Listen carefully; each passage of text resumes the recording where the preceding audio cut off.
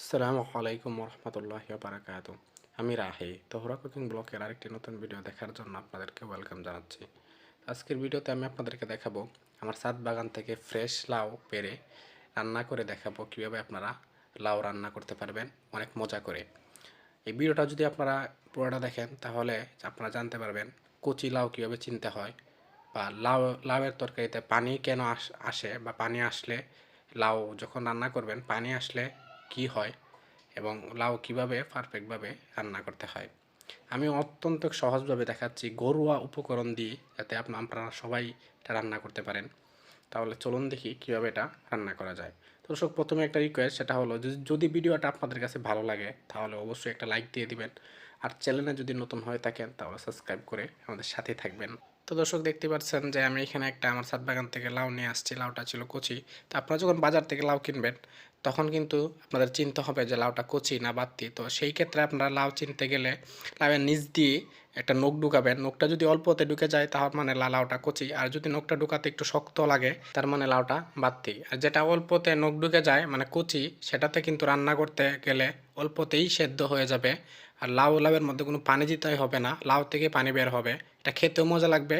আর যেটা নখ ঢুকাতে একটু শক্ত লাগে এটা কিন্তু সেদ্ধ হতে সময় লাগবে, এমনকি লাউ থেকে পানি বের হবে না। এক্সট্রা পানি দিয়ে রান্না করতে হয়, এমনকি এটা খেতে মজা লাগবে না। তো আমি এখানে লাউ রান্নার জন্য আমি মাছ নিয়েছি, মাছটাও কিন্তু ফ্রেশ হতে হবে। তো আমি এখানে কাল বাউসের 2টা মাথা নিছি আর 2টা মাছের পিস নিছি। এই পর্যায়ে চলে আসছে আমি চুলায় একটা কড়াই বসিয়ে তার মধ্যে দিয়ে দিচ্ছি আমি সরিষার তেল পরিমাণ মতো। তারপর দিয়েছি পেঁয়াজ কুচি। তো আমি পরিমাপটা বলতেছি না, কারণ আপনাদের লাউয়ের সাইজ অনুযায়ী বা কতটুকু পরিমাণ তরকারি রান্না করবেন এই অনুযায়ী কিন্তু পরিমাণ কম বেশি হয়। তো এই ক্ষেত্রে আমি পরিমাণটা বলতেছি না।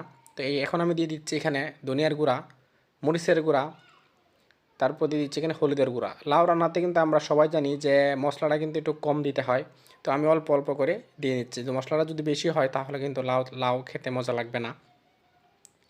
তো মশলাটা যেন পুড়ে না যায় সেই জন্য আমি দিয়ে দিচ্ছি ঠান্ডা অল্প পানি। তো এখন আমি মশলাটা একটু কষিয়ে নিব। মশলাটা অল্প কষানো হয়ে গেলে তারপর দিয়ে দিচ্ছি এখানে মাছগুলো এখন আমি ভালোভাবে একটু কষিয়ে নিব। মাছগুলো ভালোভাবে কষানো হয়ে গেলে এই পর্যায়ে কিন্তু মাছগুলো আমি তুলে রেখে দিচ্ছি, কারণ মাছগুলো যদি আমি দিয়ে দিই তাহলে কিন্তু মাছগুলো ভেঙে যাবে। আর এই রান্নাটা এইভাবেই করলে মজা লাগে। আমি প্রথমেই বলছি যে লাউ অনেকভাবে রান্না করা যায়, আপনারা এইভাবে একদিন রান্না করে খেয়ে দেখেন।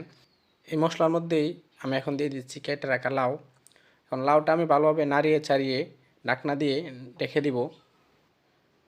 তো দর্শক, দেখতে পাচ্ছেন কিছুক্ষণ পর আমার লাউয়ের তরকারিটা কিন্তু বলক উঠে গেছে, আর পানি দেখতে পাচ্ছেন কত সুন্দর পানি উঠছে। লাউটা কিন্তু প্রায় 80% সেদ্ধ হয়ে গেছে। এই পর্যায়ে আমি দিয়ে দিব তুলে রাখা যে মাছগুলো রাখছিলাম কষিয়ে, এই মাছগুলো উপরে দিয়ে দিব। লাউ মূলত মাছ ভেঙে রান্না করতে পারবেন।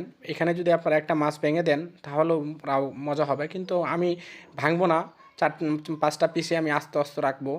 তো আমি আস্তে আস্তে করে রান্না করতেছি। আপনারা চাইলে এখানে 1-2টা পিস ভেঙে রান্না করতে পারেন। তো এই ক্ষেত্রে আমি আবারও এটা ঢাকনা দিয়ে রেখে দিব। এই পর্যায়ে দিয়ে দিচ্ছি এখানে কাঁচামরিচ টুকরো কয়েকটা। এই পর্যায়ে আপনারা চাইলে ধনিয়ার পাতাও দিতে পারবেন। তো দর্শক, কাঁচামরিচটা দেওয়ার পর আমি প্রায় আরও 10-12 মিনিটের মতো রাখছিলাম।